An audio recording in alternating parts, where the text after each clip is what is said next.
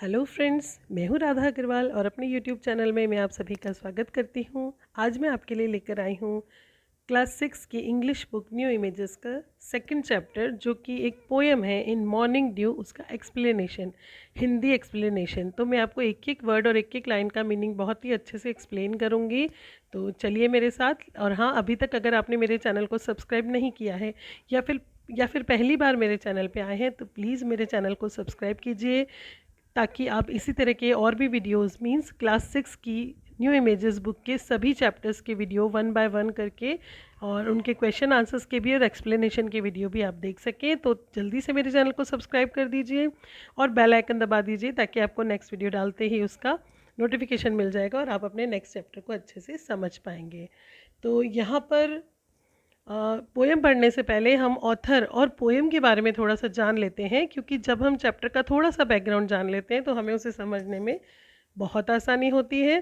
तो केकी नासवंजी दारोवाला, ये नाम है इस पोएम के पोइट का। ये एक इंडियन पोइट हैं। अभी दिल्ली में रहते हैं ये। He is born in 1937, is a contemporary Indian poet and short story writer who rights in English. Indian poet है, शॉर्ट स्टोरीज लिखते हैं और इंग्लिश में लिखते हैं। ये लाहौर में बॉर्न थे। He was born in Lahore, जो कि अब पाकिस्तान में है। जब ये बॉर्न हुए थे तब इंडिया पाकिस्तान एक ही थे, तो ये इंडिया में बॉर्न है, Lahore. After completing his studies in English literature, he joined the Indian Police Service (IPS) in 1958. अपनी पढ़ाई पूरी करने के बाद इन्होंने IPS ज्वाइन किया था, पुलिस सर्विस में रहे हैं ये। और he published his first book under Orion in 1970। Orion जो पब्लिशर है उसके अंडर में इनकी बुक पब्लिश हुई थी, और 1970 में। और उसके बाद लैंडस्केप्स 1987 में, अ समर ऑफ टाइगर्स 1995 में, एंड राइडिंग द हिमालयाज 2006 में जो पब्लिश हुई थी। ये उनकी बुक्स हैं जो समय समय पे पब्लिश होती रही हैं। His work has been translated into many languages. उनकी जो बुक्स हैं, जो भी उनकी राइटिंग्स हैं, वो अलग अलग काफ़ी सारी लैंग्वेजेस में उनका अनुवाद होता रहा है, ट्रांसलेशन होता रहा है। He won the prestigious Sahitya Akademi award for the keeper of the dead in 1984। 1984 में अपनी इस बुक के लिए, जिसका नाम है the keeper of the dead, उनको जो बहुत ही सम्मानित एक हमारे देश का एक अवार्ड है, साहित्य अकेडमी अवार्ड, वो उनको मिल चुका है। And the Commonwealth poetry prize Asia for landscapes in 1987। उसके 3 इयर्स के बाद में जो उनकी एक कृति है लैंडस्केप, उसके लिए उनको कॉमनवेल्थ एशिया का जो प्राइज़ है वो भी मिल चुका है। He was awarded the Padma Shri in 2014। Just now before 7 years उनको पद्मश्री भी मिल चुका है। Presently he lives in Delhi, India. अभी दिल्ली में रहते हैं। अब आइए पोएम के बारे में जानते हैं। In morning dew is a poem taken from the scarecrow and the ghost. उनकी एक बुक है scarecrow and the ghost. Keki N Daruwalla जो पोइट है हमारे, उनकी एक बुक है the scarecrow and the ghost. उससे ये हमारी छोटी सी जो पोएम का ये जो एक्सट्रैक्ट है वो उसी बुक से लिया गया है। It was published in 2004।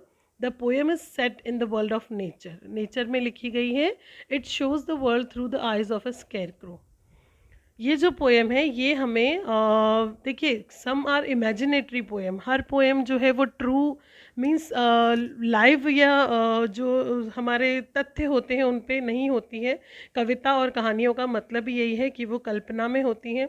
तो ये भी एक इमेजिनेटरी पोएम है, जिसके अंदर पोइट ने ये इमेजिन किया है कि स्केरक्रो, मैं अभी आपको बताऊंगी कि स्केरक्रो किसे कहते हैं। नेक्स्ट में हमारी फ़ोटो है एक, उसके अंदर मैं आपको एक्सप्लेन करके बताऊंगी। तो ये देखिए, ये स्केरक्रो, जैसा कि आप स्क्रीन पे देख पा रहे हैं हमारी पोएम के राइट साइड में जो फोटो दी हुई है, this is scarecrow. Actually scarecrow होता है खेतों में जो बिजूका, जैसे हम हिंदी में बोलते हैं।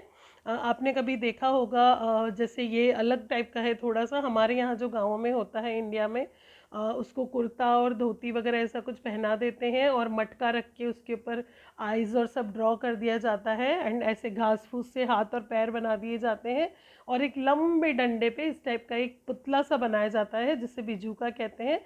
स्केरक्रो इसे इसलिए कहते हैं क्योंकि क्रोज मीन्स जो भी बर्ड्स आते हैं खेत में और फसल को नुकसान पहुंचाते हैं, मतलब नुकसान कैसे पहुंचाते हैं, वो सारा ग्रेन्स वगैरह खा जाते हैं ना, तो खेतों को उनसे बचाने के लिए, अब 24 आवर तो फार्मर्स खेत में नहीं रह सकते हैं, तो खेतों को उन क्रोज से प्रोटेक्ट करने के लिए इस टाइप का एक स्केरक्रो वहाँ पर बनाकर खड़ा कर दिया जाता है।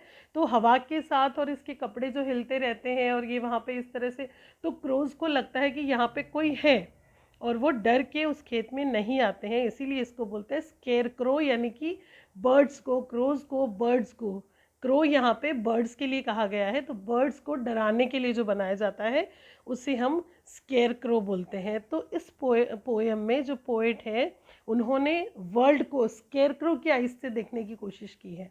उन्होंने ये सोचा है कि अगर स्केयर क्रो जो दिन भर खेतों में खड़ा रहता है, वो खड़ा खड़ा रात में दिन में क्या सोचता होगा अपने अराउंड, अपनी सराउंडिंग थिंग्स के बारे में। हालांकि square crow can't think, he is not alive, but that is a speciality of writers ना, वो लोग यही इमेजिनेट कर सकते हैं कि जो नॉन लिविंग थिंग्स है अगर उनमें लाइफ होती तो वो क्या सोचती। तो उन्होंने ये लिखी है पूरी पोएम कि एक स्केरक्रो जो है वो कैसा फील करता है, क्या सोचता है, क्या क्या उसके दिमाग में आता है। The poet himself spent a lot of time in villages while working as an IPS officer and that can be seen in his poetry. Poet ने खुद गाँव में बहुत सारा टाइम स्पेंड किया है, यानी वो काफ़ी सालों तक गाँवों में रहे हैं, जबकि वो IPS ऑफिसर थे उस समय, तो उन्हें गाँवों में रहना था। तो ये चीज़ उनकी पोइट्री में भी दिखाई देती है, गाँवों की जो झलक दिखाई देती है। तो ये देखिए, ये है हमारा बिज्जू का, आप देख पा रहे हैं। अब हम स्टार्ट करते हैं पोएम की रीडिंग। आई थिंक आपको बहुत ही अच्छे से समझ आ जाएगी। In the morning dew the scarecrow combs his hair, in morning light the scarecrow looks so spry. Spry means alert होना, एक्टिव होना, है ना। स्केरक्रो का काम क्या है कि खेतों में जो भी पक्षी वगैरह जो भी आ रहे हैं उनका ध्यान रखना, उनको उड़ाना। तो इन मॉर्निंग ड्यू, सुबह, ड्यू मीन्स जो शबनम की बूंदें होती हैं, ओस की बूंदें होती है ना, पत्तियों पे, पूरी फसल पे जो बारीक बारीक ओस की बूंदें जम जाती है, उस ओस की बूंदों को हम ड्यू कहते हैं। तो मॉर्निंग ड्यू, सुबह सुबह जो ड्यू है, चारों तरफ ओस है और अच्छा सा मौसम है। स्केरक्रो कॉम्स हिज हेयर, अपने बाल बनाता है। अब स्केरक्रो कोई लिविंग थिंग तो है नहीं कि अपने बाल बनाता है, बट एक्चुअली ड्यू यानी ओस की बूंदों से जो उसके बाल हैं वो हल्के से भीग जाते हैं, इसीलिए सेट से लग रहे हैं, जैसे कोई कॉम्ब किए गए हों, है ना। दे आर सेट, लेकिन जैसे ही धूप आएगी और वो सब सूख जाएंगे तो हवा के साथ उड़ने लगेंगे, तो दे विल बी मैसी, दिन भर मैसी हो जाते हैं, लेकिन मॉर्निंग में ऐसा लगता है जैसे उसने सुबह सुबह कंघी की है। And in morning light the scarecrow looks so sprite. Combs, comb यानी कंघी जो होती है बाल बनाने के लिए हमारी, उसे हम कॉम्ब कहते हैं। सो ऐसा लग रहा है कि उसने बाल बनाए हैं। और मॉर्निंग लाइट, सुबह की जो रोशनी है हल्की हल्की, उसमें स्केरक्रो ऐसा लगता है कि काफ़ी एक्टिव है, वो बहुत ही ध्यान से अपना काम कर रहा है, ऐसा लग रहा है। You know he has had a good night sleep. जैसा कि आप सब जानते हो, पोइट कह रहे हैं कि उसने एक बहुत ही अच्छी रात भर नींद जो है ली है, बहुत अच्छे से वो रात भर सोया है।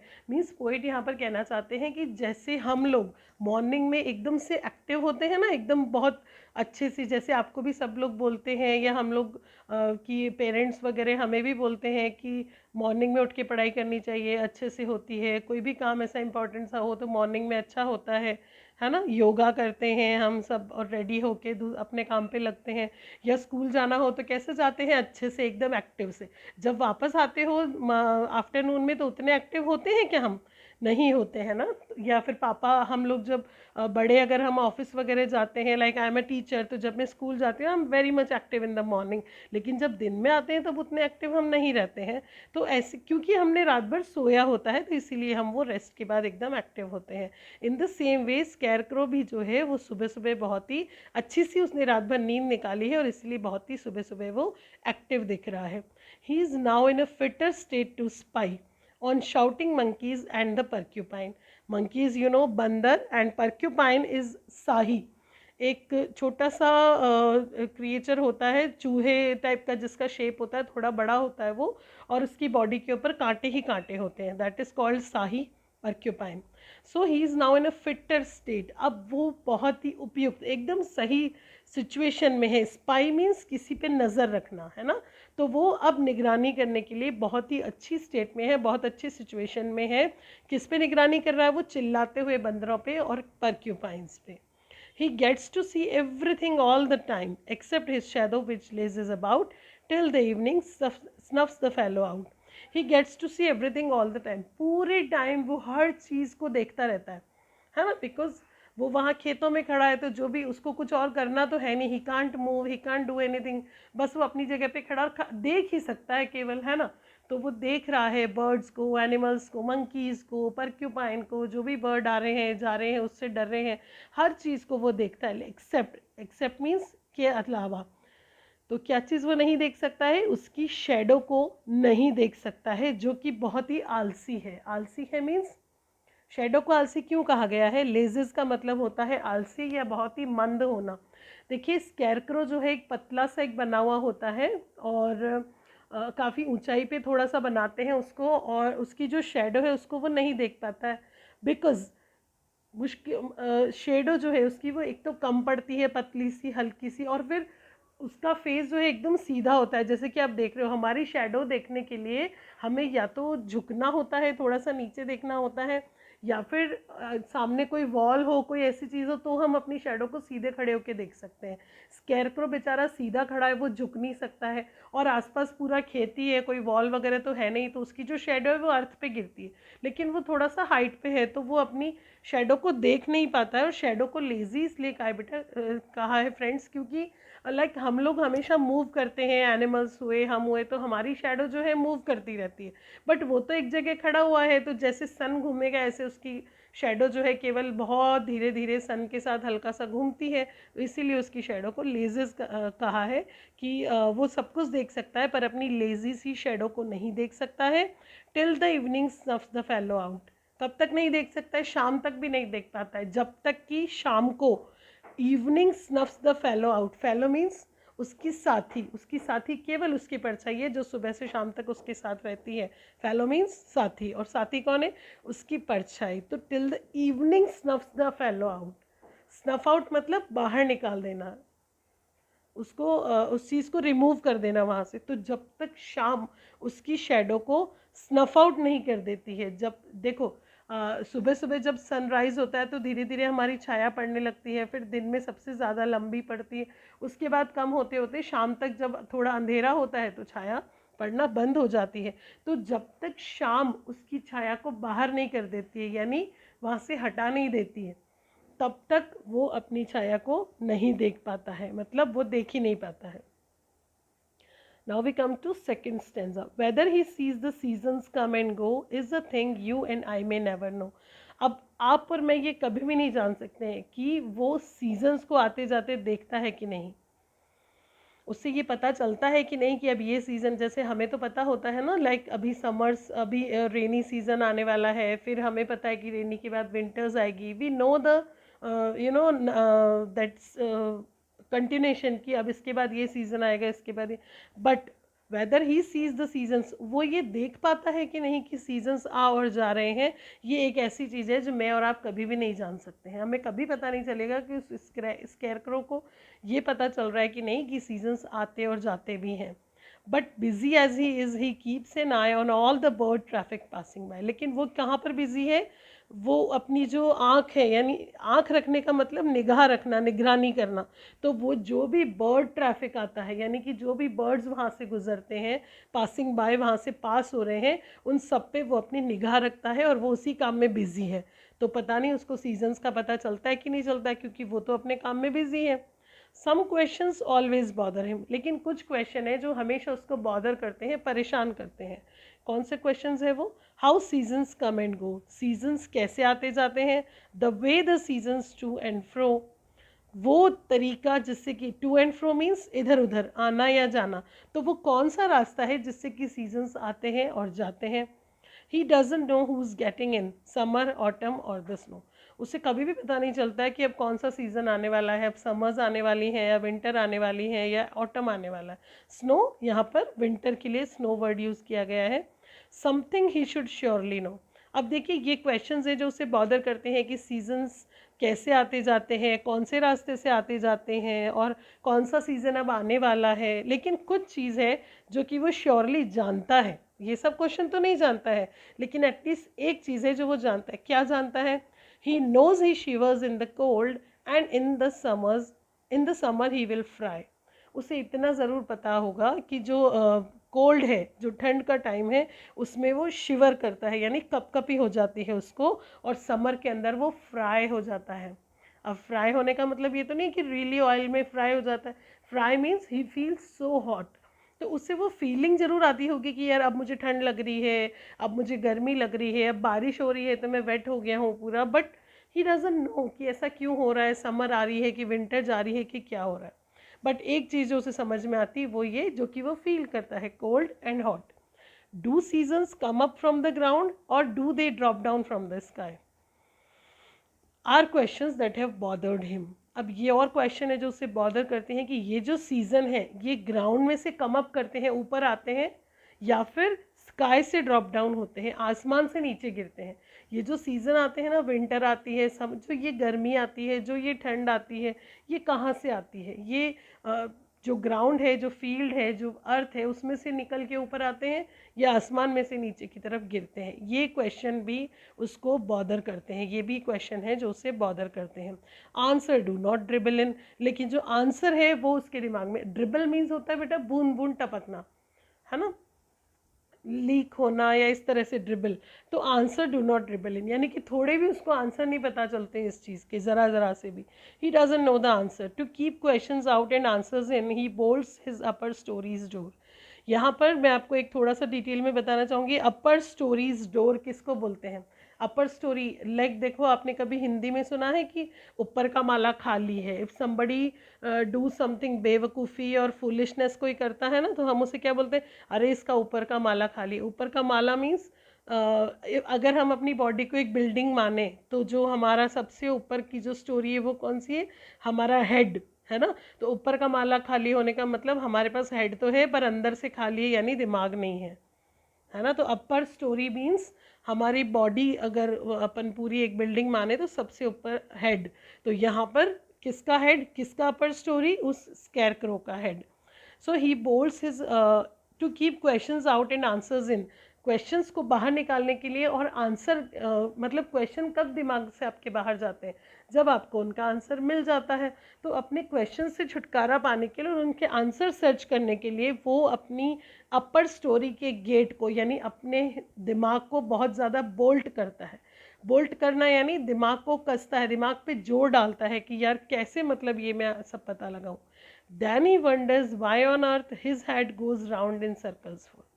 तब उसे आश्चर्य होता है जब वो अपनी अपर स्टोरी की डोर को बोल्ट करता है ना, उसको लॉक करता है, और फिर सोचता है कि क्वेश्चंस बाहर जाएं और मेरे आंसर्स आ जाएं।